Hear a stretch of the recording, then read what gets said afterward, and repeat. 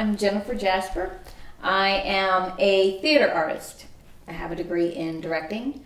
So I direct, I'm also a playwright, a solo performer, storyteller, producer. A little bit of everything. A little bit of everything when it comes to theater. Storytelling and done stand-up comedy, solo show performer. That's kind of jack of all trades when it comes to the stage. I'm Kate Whitehall, and I am a visual artist and musician. I'm a graphic designer for a living, so pretty much everything I do is creative. Currently, I've been getting really involved in the Vermont storytelling scene. So storytelling is a passion of mine. So I've really enjoyed Story Night and also working with the Rumpus. So up in Manchester and Rutland and Bennington. I am also working on I hate the word memoir, but it's going to be a collection of my autobiographical stories from all my storytelling, and I'm compiling that into one book. And working on a play at the moment. I am part of a new band here in town called Flashpoint. We play 60s and 70s rock. I kind of work in cycles creatively, and right now it's all about the music. In a month I'll be painting or drawing or whatever I feel like doing at the time. I kind of get obsessed in small chunks.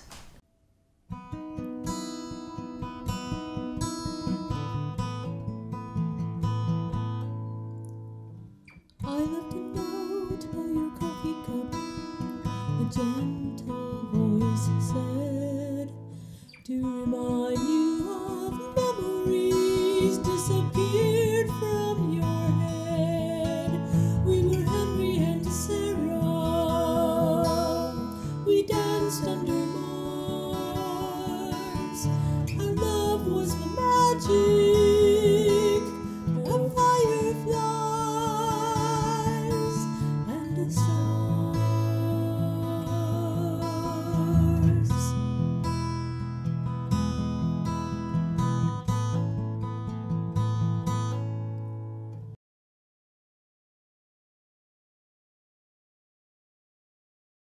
Since I could speak and make sounds, I have been singing and making music and humming and drawing and all of that. I mean, the biggest memory I have from my childhood is my parents telling me to please, for God's sake, stop singing. And then as I got older, I had a lot of access to art supplies and woodworking and all that because my dad was very supportive of anything creative that my brother and I wanted to do. It's just part of who I am. I come from a family of 5 girls, and we were all, told we had the flair for the dramatic. But we used to we used to memorize all the musicals and stuff. I was in choir in high school. I was totally into stand-up comedy when I was a teenager. So I kind of got into doing musical theater on a community base. And then when I went off to college, I was going into political science because I was going to go into law, and I took a theater class. And that was the end of that, and then got into theater, and I've been doing it ever since.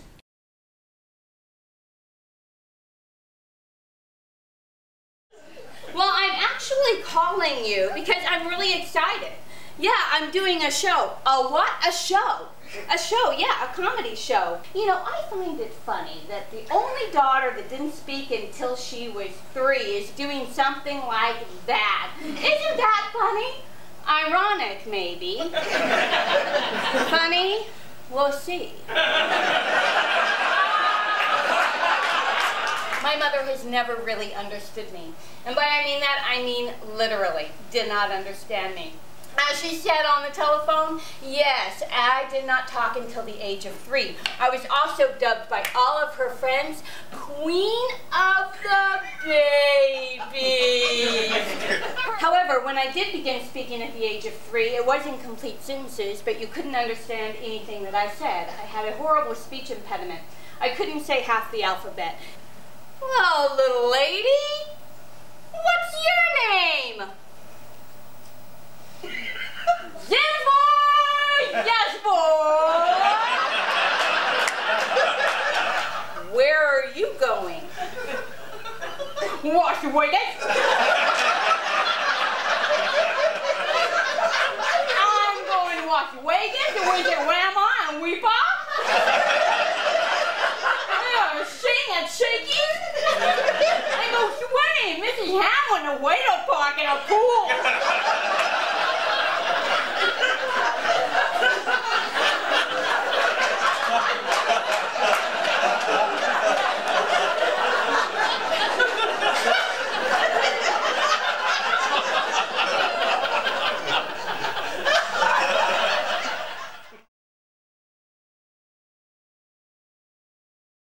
Not financial. I mean, it's not how I've chosen to make a living. So, because I really like doing original work, and I've kind of mapped my own road as an artist and been an independent producer. So it's never been about the money. So, I think it's impacted my life as far as the people that I've met and the community that I have found and the family I've found within the artist community is continuing to impact my life in a very positive way. It's just everywhere in my life. I don't know what I would do if I wasn't a designer or musician or, I mean, I'm good at accounting, but could I do that? No.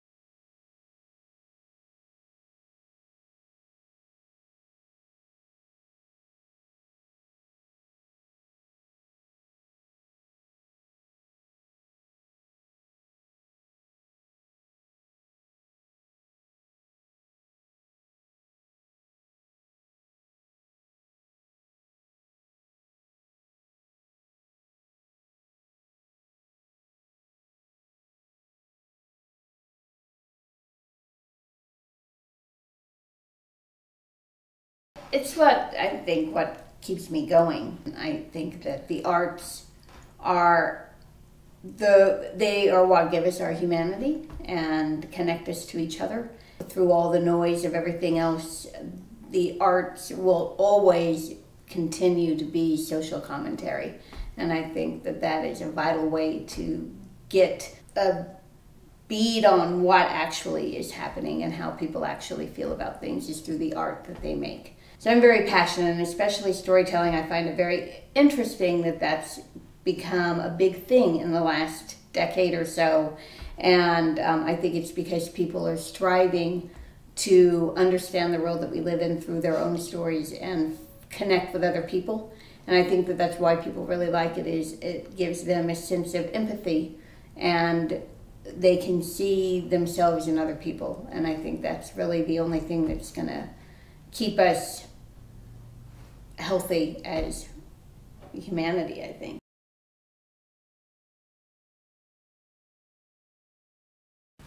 It's the just being in Vermont and being in New England. I'm from the West. I lived on the West Coast my whole life, and it's very different. And here I go outside, and 2 years in, we drive around a corner, and it's like, oh my God, this is so beautiful. Everything here I find inspiring. The hills, the trees, just seeing a deer. I know most people, it's like, that's dinner. But just, seeing a deer out. I haven't seen a moose yet. We have a woodchuck that lives in the back. I love seeing the woodchuck sitting in the little backyard eating acorns. But all of that, it's all inspiring. And the people here too. I mean, I really like the people here. They're very down to earth, and they're very direct, which I appreciate. And everybody wears flannel, so I fit in.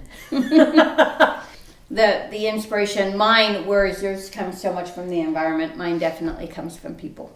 I've always been somebody who studies character, and I think it's just part of who I am, to understand my world. My way in the world is through other people, and that definitely inspires my art. Now I know all of you have known a horse girl. Some of you may even be a horse girl. I actually married a horse girl. This was the girl who really liked horses.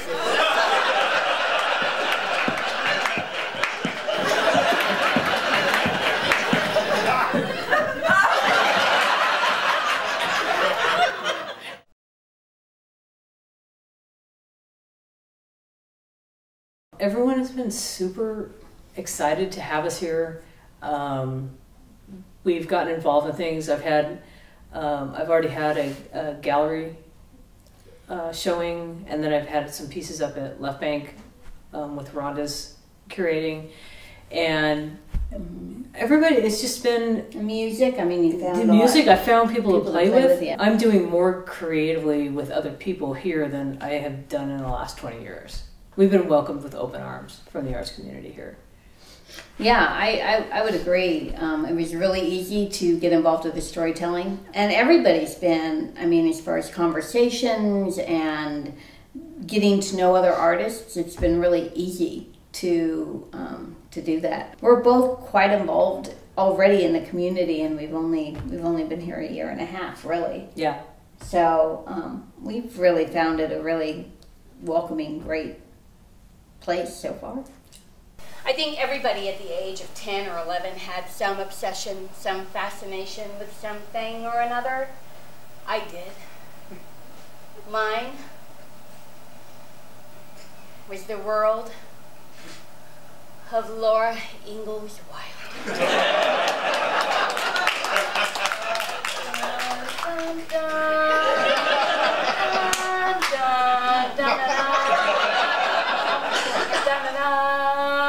Here it is. I see it. Oh my gosh.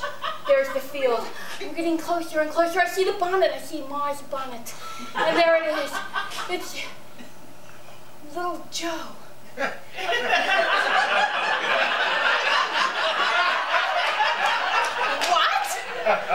What's little Joe doing there? I love Michael Landon. But that's not Pa! He's not Pa!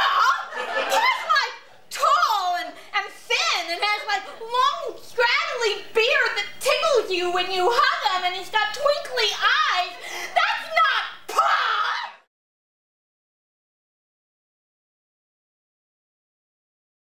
As soon as I became a member, I started going to the meetings, and I became a board member in March. But you met John like on your first visit here, Yeah, when right? I came here to look at houses, I went into the BCC and talked to John and Diane, and they remember me coming in because I had a whole bunch of questions for them because I'm a small business owner, and they were super welcoming. They told me a lot about what was going on here as far as like the development of the Putnam building and that sort of thing. So you can blame them for us being It's their here, fault because we're here. It is kind of their fault. But I wanted to get involved here. It's small enough that you can get involved and you should get involved because you need people to stand up and help do the work. They're very supportive.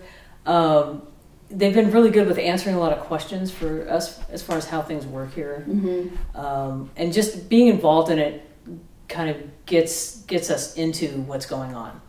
The newsletter that they've really started to put together for the Bennington arts events is big. And like I was in a writing group, a workshop, and one of the women in the workshop, she was like, "Oh, I just don't know what's going on." I'm like, "I can get you on a mailing list." And she was so excited to get the email with, everything going on. And it's like, that's cool. That's cool. Yeah. Like, there's a lot going on. It's just getting the word out. And I think that's where... And that's one of the things I do for the Arts Council is I do the events newsletter that goes out, or events email that goes out every week. You can contact me by going to my website, which is jenniferjasper.com. And you can get a hold of me through whitehalldesign.com. And then coming soon to a space near you, our production company, which we're just going to throw it out there because I love saying it. Will be Limping Whippet Productions. So it's going to be our production company. Yeah, if we were in London, we'd own a pub called the Limping Whippet. So keep an eye out for the three-legged whippet logo.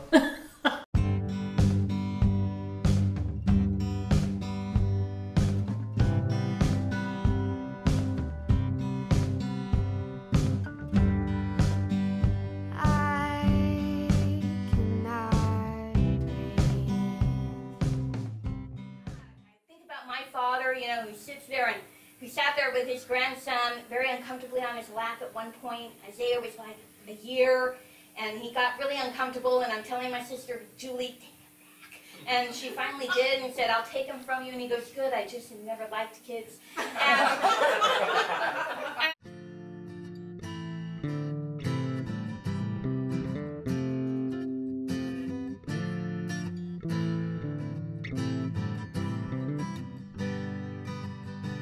Gizmo's got away with circumstance, turning back on a clover leaf.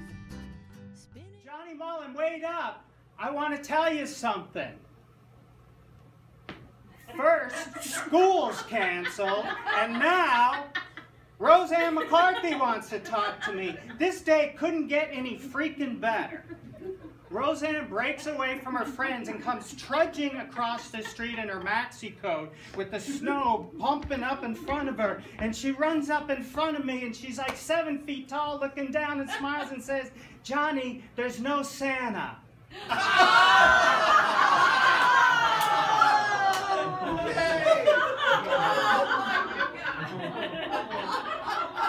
He died in the war.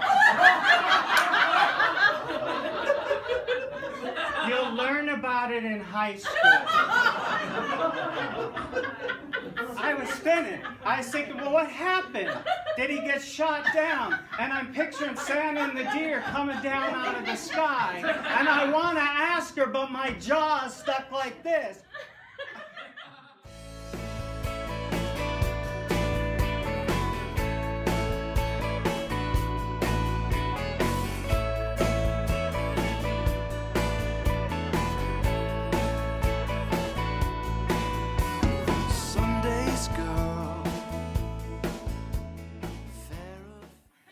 It's your anniversary of being all secretive. I had you tricked, didn't I? Yes, you did. I did, I thought so.